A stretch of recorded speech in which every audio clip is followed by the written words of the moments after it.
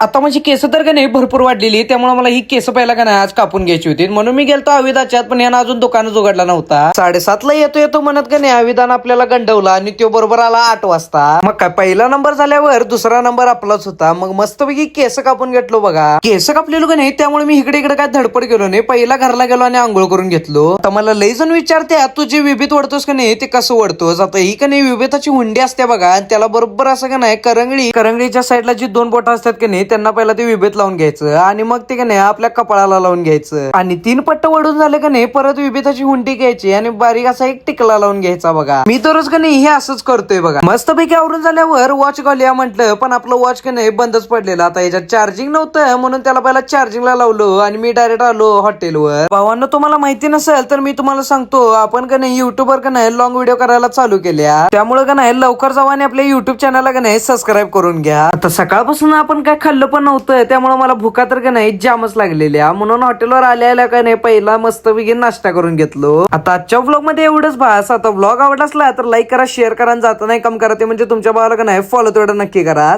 चला.